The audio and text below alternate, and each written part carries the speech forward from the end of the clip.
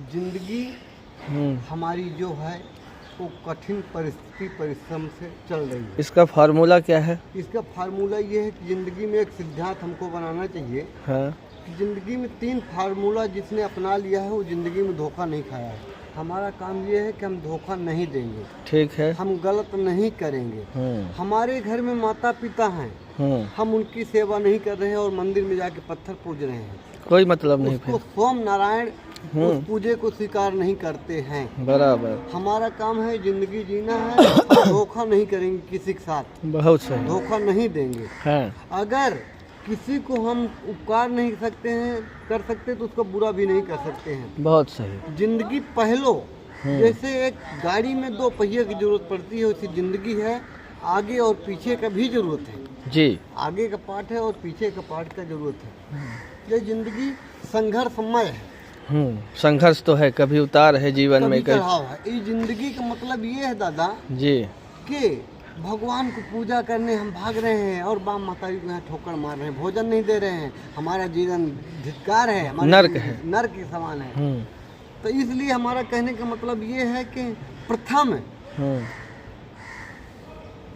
गुरु का वंदना, दूजे आदि गणेश, तीजे माते सरस्वती, कंठ में करो प्रवेश माते, कंठ में करो प्रवेश। जियो मेरे शेर। तो ध्यान मूलम गुरुर मूर्ति, पूजा मूलम पचोदया, श्री कृष्ण गोविंद मोहन मुरारी, हे नाथ नारायण वासुदेवा। तो राम नरेश जी, आपसे एक सवाल था हमारा। तो आज की ये जो युवा पीढ़ी है, ये जो जनरेशन है, इनको आप क्या सीख देना चाहते हैं? इनको हम ये सीख देना चाहते हैं, सारा ज्ञान पुस्तक से ही नहीं मिलता है। ये बात सही है। ज्ञान कुछ बाहर से भी लेना पड़ता है। पुस्तक लो, पुस्तक पढ़ो, कॉलेज करो, लेकिन उसके साथ साथ समाज में दादा परदादा, आजा चाचा दादी सबके पास बैठो उठो।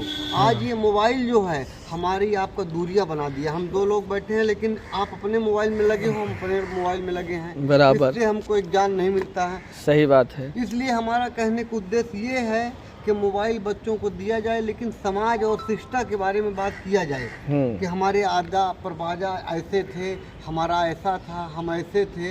हमारे आज आपसे ही हम पूछते हैं आपके बाबा का क्या नाम था, आजा क्या नाम था, आपको नहीं पता है। सही बात है। आपका गोत्र क्या है, आपको नहीं पता है। सही बात है। कौन से ठाकुर हो, आपको नहीं पता है। सही बात है। लेकिन जब अपने से सियान बुजुर्ग के पास बैठेंगे तो एक ज्ञान आपको प्राप्त होगा। ये बात। इसलिए हमारा कहने का मतलब ये है कि जहाँ हो वहीं से खुशियाँ ढूंढो और सियानों का अपने सम्मान करो, आदर करो, मानो उनको के हमारे बुजुर्ग हैं।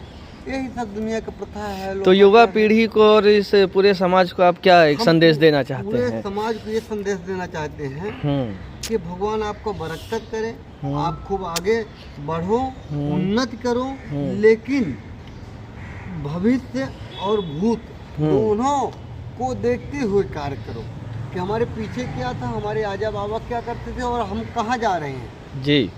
इसलिए हमारा कहने का मतलब बहुत सही मार्गदर्शन ढूंढ के चलो, ताकि संकट स्वयं दुख के कारण हम ही बनते हैं। दुख कहीं से आता नहीं है,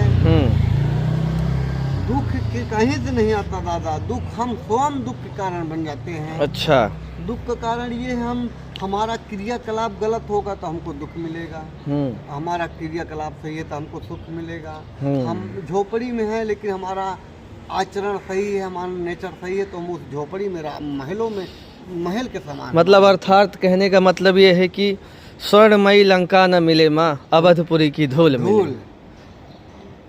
जहाँ बसे वही उत्तम देशा, जो प्रतिपालय वही नरेशा। वाह वाह वाह। जहाँ हम बसे हैं वो हमारे लिए उत्तम देश है जी। जो हमको पाल रहा वही हमारे समान, हमारे लिए नरेश के समान है जी। हाँ, इसलिए हमारा जो पालन पोषण करता है वही हमारे लिए भगवान है। चलिए राम नरेश जी, आपसे बात करके बहुत अच्छा लगा। आप अपना शुभ परिचय दीजिए हमारे चैनल पे। आपके चैनल पे हमारा घर है रीवा जिला मध्य प्रदेश, राम नरेश पाल, डभौरा थाना पनमार। अच्छा, चलिए आपसे बात करके बहुत अच्छा लगा। और कुछ संदेश देना चाहेंगे आप दर्शकों को? हमारे दर्शकों को बहुत बहुत धन्यवाद है। हाँ। सबका नमन है। हाँ। नमस्कार है, प्रणाम है। ऐसे ही बढ़ाते रहो, धीरे धीरे आपका प्यार दुलार हमको मिलता रहे। धन्यवाद है, कोटि कोटि प्रणाम। जी।